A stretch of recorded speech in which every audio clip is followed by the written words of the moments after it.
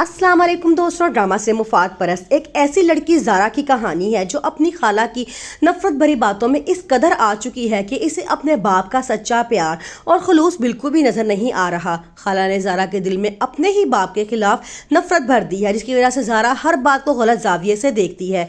ज़ारा के बाबा, भाई और दूसरी मामा उसके लिए इस हर हद तक जाने को तैयार है, उसकी खुशी के लिए सब कुछ कर रहे हैं, लेकिन ज़ारा का दिल इनके लिए साफ नहीं हो रहा।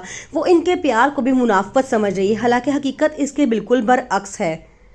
ये ड्रामा हमें ये सबक भी देता है कि जब इंसान दूसरों के दिमाग से सोचता है तो सच और झूठ में फ़र्क ख़त्म हो जाता है, लेकिन जिस दिन ज़ारा अपनी खाला की बातों से निकलकर खुद सोचेगी उस दिन सब हकीकत साफ साफ से नज़र आएगी और वो समझ जाएगी कि असल में इसका खैरख्वाह कौन था और कौन उसे गुमराह कर रहा था। आलिया जो अपनी ही बहन से सख्त नफरत करती थी, वही नफरत इसने ज़ारा के दिल में भी पाल रखी थी, लेकिन सामने वो उसके हर वक्त ज़ारा को ये एहसास दिलाती थी कि सिर्फ मैं ही हूँ जो तुमसे सच्ची मोहब्बत करती हूँ। वो ज़ारा को ये बार बार याद दिलाती थी कि तुम्हारे बाप ने तुम्हें मेरे पास छोड़ दिया था और पलट के भी नहीं देखा था कि मेरी बेटी जिंदा भी है या नहीं है, लेकिन हकीकत इसके बिल्कुल उल्ट है। असल में ज़ारा ही वो थी जो ज़ारा के बाप को ज़ारा से मिलने नहीं देती थी।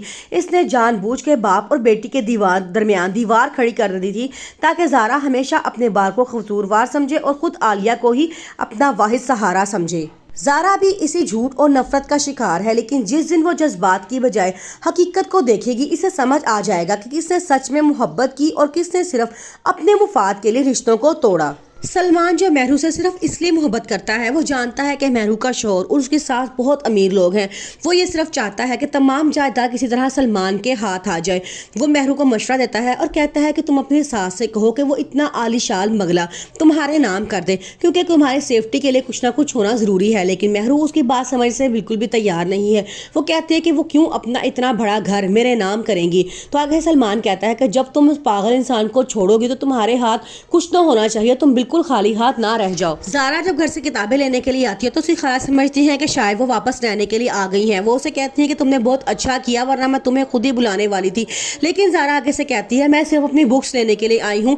ये बात सुन के खाला को बड़ा गुस्सा आता है। वो ज़ारा को साइड पर ले जाती हैं और वहाँ जाकर समझाती हैं और कहती हैं कि अब तुमने वापस नहीं जाना है। अगर तुम समझती हो तुमने खाला सच्ची मोहब्बत की है तो तुम उस घर में दोबारा वापस नहीं जाओगी।